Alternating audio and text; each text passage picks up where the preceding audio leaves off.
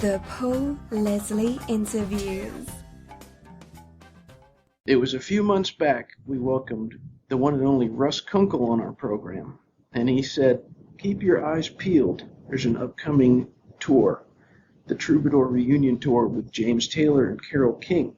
Our special guest on this episode is a legendary bass player. It is with great pleasure we welcome our special guest, one of the world's foremost bass players, Leland Sklar. Thanks so much for making the time to do this. I'm thrilled to be here. I assure you this is very cool.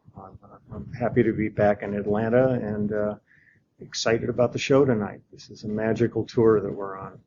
In the words of Nathan Johnson, who is Leland Sklar? He's still searching out his special purpose. Just a musician from LA that feels lucky to be gainfully employed. The interesting thing about this whole adventure that we're having is to look around stage and be staring at guys I was looking at 40 years ago, and everybody's still at the top of their game. It's not like some old bunch of farts that drag themselves out from the back of the hardware store where they've been for the past 20 years. But Cooch and Russ and myself and James and Carole are just like as powerful as ever, and it's a deep experience. I'm loving this. What music did you hear around the house growing up? My folks, a lot of classical. My folks were very classically driven, but a lot of George Shearing, the High-Lows, a lot of contemporary jazz of the period, because I grew up in the 50s. I aged in the 50s. I never grew up, but I'll draw that delineation here. There was a lot of music in the house. My folks weren't musicians. My mom plunked around on the piano a little bit, and my dad was, could honk a few notes on a saxophone, but for the most part, they were more appreciative of music than participants in it. It was pretty eclectic in the house. Can you remember your personal favorites? I sort of absorbed all of it. It really wasn't until probably around the time I went into junior high school that I had a friend of mine, and he turned me on to R&B, and I wasn't a Beatles fan. I mean, I wasn't a big Elvis fan or any of that or that period. I was really into like Joe Tex and James Brown and the Righteous Brothers and groups like that. That's really kind of where I cut my teeth as a player. And it really wasn't until the Beatles came along that I really got more rock oriented. And then the English Invasion. I was completely consumed with everything from Zeppelin to 10 years after to Jimi Hendrix and Cream and all the stuff that came with that. But as a child growing up, I was more classically oriented. All my training as a musician was classical training. I started as a pianist, and when I was 5, I was studying classical piano. That really kind of consumed my childhood rather than anything rock or pop or anything oriented. It was so I would have to say classical. Tell us about Mr. Ted Lynn. I mean, I don't think if it wasn't for Ted, I wouldn't be sitting here talking to you today. When I entered junior high school, at that point, I had been very, you don't want to sound egocentric, but I was really successful as a child prodigy on piano. I won all these awards from the Hollywood Bowl, and it's hard to pinpoint it, different organizations that were involved with youth orchestras and things like that. So I entered junior high school, and Ted Lynn was the music instructor at the school I went to. And at the time I went to Birmingham, which is in Van Nuys, California, it was a 6-year school. It was junior high and high school all put together. So when you had a teacher in the 7th grade, you were having those same teachers all the way through 12th grade. And it was an interesting school. It was an ex-military hospital, and it was what they used in a movie called The Men with Marlon Brando about rehabbing Korean War veterans. And our wood shop originally was the morgue and all kinds of like funny vibes in the school. But when I entered the 7th grade, I went in there and I said, look, I'm here. Your piano player's arrived. And Ted looked at me and he said, there's like 50 kids play piano. He says, we need a string bass player. He said, would you consider playing string bass? And I said, show me, what are you talking about? And he pulled an old K bass out. Danny Korchmar just walked in the room. I'm a completely satisfied, spent person now. But he pulled out a bass and he said, look, if you're willing to go for this, I'm really happy to give you some rudimentary lessons and get you started. And the minute I put a string bass in my hands, I fell in love with it, and piano fell by the wayside. And it was from then on, that was my focus. And I really owe all that to Ted, because he was insistent, and he was also very patient as an instructor. I mean, he got me really comfortable. But within a couple of months, we did a dance band record in junior high school, and I still got a copy of it at home with Autumn Leaves and all kinds of old standards on it. Fun times. And I still speak with him at this point. If you could put it into words, what was it about the bass that you liked? There's a lot of aspects of it. I like the responsibility of the bass. I like that you really are pretty much the foundation of the house. I mean, you can put all kinds of beautiful stucco work on a place and beautiful roofing material, but if the foundation's not strong, it's not going to hold up. And I've always loved being in that position. I love the timbre of it. I love what it does to me viscerally when I play it, just the feeling of those notes. And it's a great instrument to share with the other guys. And it's only 4 strings or a 5 like I'm using on this, so I don't have to have as much education as guys like Cooch do. And, they can, but he looks so cute, it doesn't matter what he does. You want that $1 I promised you now? Well, next week we're going to be hearing from Cooch himself, but we're speaking with Leland Sklar. Tell us about meeting James Taylor for the first time. Well, it was in a bathroom in a bowling alley. Oh, wait, no, that wasn't James. That was Russ. I'm sorry. He was very affectionate and pliable, so we became immediate friends. Now, James, I was in a band in the late 60s called Wolfgang. Now, Wolfgang was managed by Bill Graham, and Bill Graham's real name was Wolfgang.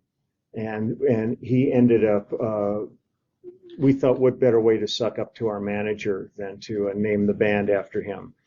This is where it gets very convoluted. There was a drummer in the band named Bugs Pemberton, an English drummer. One of Bugs's best friends was an engineer named John Fishback, who had a studio called Crystal Recorders in Los Angeles, and he did all of the old Stevie Wonder records and all that. Well, one of John's closest friends was James, and he brought James. John came to one of our rehearsals one day to hang out with Bugs, and he brought James with him. And this was before Fire and Rain had come out or anything. So it was kind of like a little precursor, and he hung out with us, and he played us some of his songs, and we actually ended up copying Country Road, but doing it. We were much more of like a heavy, like 2-guitar rock band situation.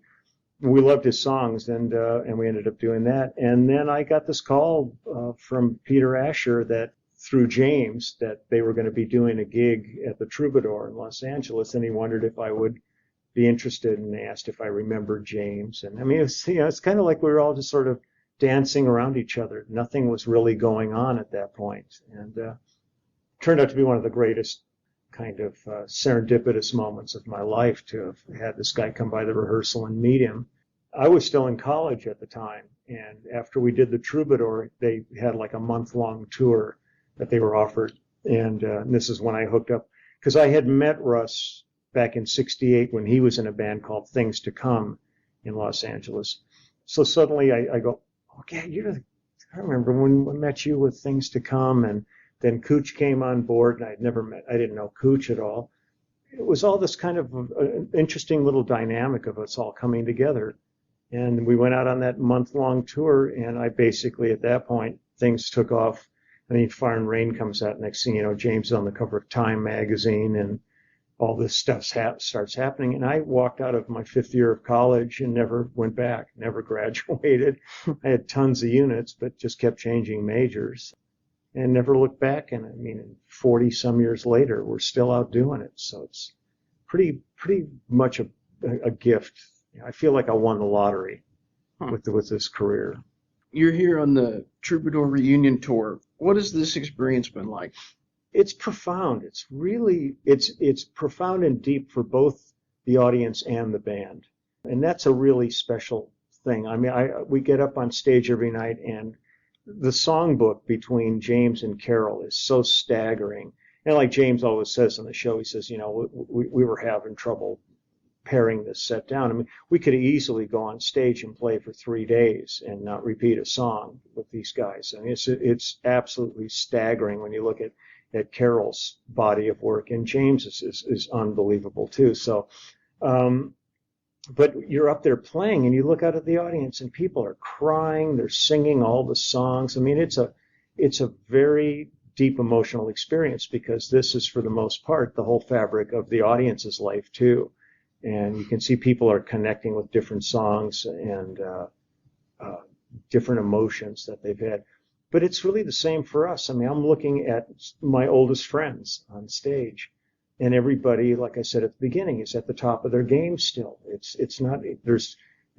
Sometimes you see some of these acts that are coming back together after years, and it's kind of embarrassing, and you wish they hadn't done it. You'd rather just have the memory of how good they were. And this is as good as it's ever been. I mean, this is really staggering. Russ is playing. I work with Russ all the time. I mean, we've never stopped working together. To be back with Cooch again is fabulous, because when he moved back east, we didn't fall out of communication, but we fell out of spending time together because of just the geography of the situation. And I hadn't toured with Carole since we did the Thoroughbred tour back in the 70s. And James I hadn't played with since 1990. So it's kind of a real homecoming on a lot of levels, and a really positive one. I love it. I'm having the time of my life. If this was the last gig I ever do, I'm cool. Wow. Do you have a favorite memory from this tour thus far? It's kind of like every day is a thing. I think, one of the funniest moments was the stage we're using for the arenas is massive. I mean, I feel like I'm out on the U2 tour. It's a really big production. And we started the tour in Australia, New Zealand, and then Japan. All those gigs were proscenium-style traditional concerts where we were just on a stage and had our gear set up and everything. When we got back, we went to Boise, Idaho for production rehearsals for the U.S. tour, because Carole lives in Idaho and this was close to her. And we ended up in the Taco Bell Arena in Boise, and we had that for a couple of weeks. And the first time I walked in the arena and saw the stage, I went, holy crap, let's look at this thing. I mean, it is huge. Conceptually, it's really amazing. And my only fear was that the production was going to overshadow the music. And on a tour like this, the music would work if you were set up on a flatbed truck. I mean, it's like, this doesn't need production. But the minute we got on the stage, we all just looked at each other and went, this is cool. Because the stage is in the round in the middle of the arenas. It turns for the entire show, so nobody doesn't have a visual in the audience with it. At times you're looking at people's backs, and at times you're looking at their fronts. The whole thing has high-def video screens that people up in the nosebleed section of these arenas can see perfectly, because we've got like, 1, 2, 3, 4. I can't remember if we got 4 or 6 cameras going the whole time. So, I mean, there's like lots of stuff. The guy who's doing the video aspect of it is really good as a director. So there's a lot of beautiful imagery going on. Then there's this entire other structure above the stage where it's like, it's probably LEDs or something in this, but it's all kinds of textures and video stuff going on that. So it's a really comprehensive show, but it still feels intimate. And there's 3 kind of like petals, like of a flower coming off of the base of the stage. And it's set up like an old nightclub. And those are like a VIP seat that people have paid a lot more money for, but all that money's going to charity. And they've already raised, I don't know, $1.5 million on this tour for whatever the designated charities are for this. I know that a lot of the money when we played Nashville went to help the flood relief in Nashville. So it's really kind of great, because on the one hand, you look down and you go, oh, these, people go, oh, they're gouging people for this, but none of that money's going in anybody's pockets except really important things. So, and it's an interesting thing to sit on stage and look down at people all around you like we're back in the Troubadour, which is really the basis for the whole thing. Our special guest is Leland Sklar. Do you have a favorite part in music? Do you prefer session work or performing, or could you even pick? I think if I was given if somebody said you have to do one or the other, I would tour. I love recording. I mean, I feel really blessed. I've worked on probably at least 2,500 records in my career. So I mean, I've been doing this a long time, and I've been really blessed to still be, one of the first call guys in town. But I kind of equate it to like if you had the option to either be a mechanic on a race car or the driver. I like doing both, but I would really love to be driving. And that's kind of what this is like to me. It's like the studio is a process that I really love, but there's nothing better than walking on stage and relating instantaneously to an audience and having that instant communication with them. So, but when it's in balance, that's when it's really nice. I leave the tour and I go back and immediately have session work to do and different projects. And I kind of enjoy both. I'd hate to have to make that call. As long as people are willing to call me, I'll show up like gum on your shoe. What is it you like about music? Oh, God.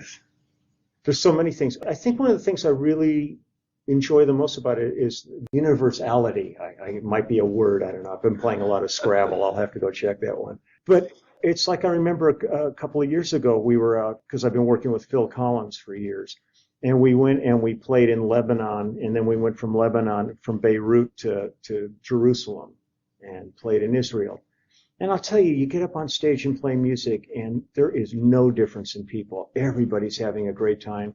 And 2 months after we left, the two countries were back at war, and I was looking at the television and seeing streets that I had been walking down that were all blown up now in Beirut. And you just go, there's something about music. You can go anywhere on this planet, from Iceland to Tasmania, and you get the same response. It is a commonality amongst people that's so deep and so profound and touches them in a way that transcends all the bullshit of politics and religion and all the crap that comes with all of that stuff. There's no baggage with music.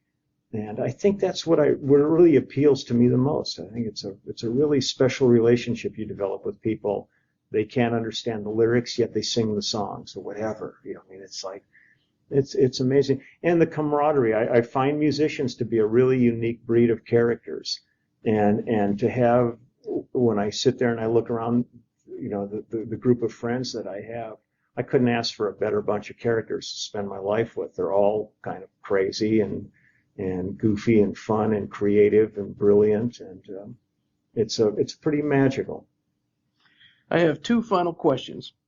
First of all, what is your all-time favorite meal? Wow. Okay.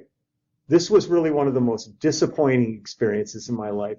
There used to be a restaurant in San Francisco in Ghirardelli Square, which is a very touristy area. But I discovered a restaurant that was there called Paprikash Fono, and it was a Hungarian restaurant. And the first time I ate there, I almost had a heart attack. It was so good. It was unbelievably great. There used to be a chain of restaurants called the Magic Pan, and they were the first of the real kind of legit creperies that were around. Well, apparently the guy who owned Paprikash Fono had started that chain of restaurants, and when it got huge, he sold it for a lot of dough to some big corporation and opened this place. And I remember it was my birthday one year, and I thought, I'm going to go to San Francisco and have dinner.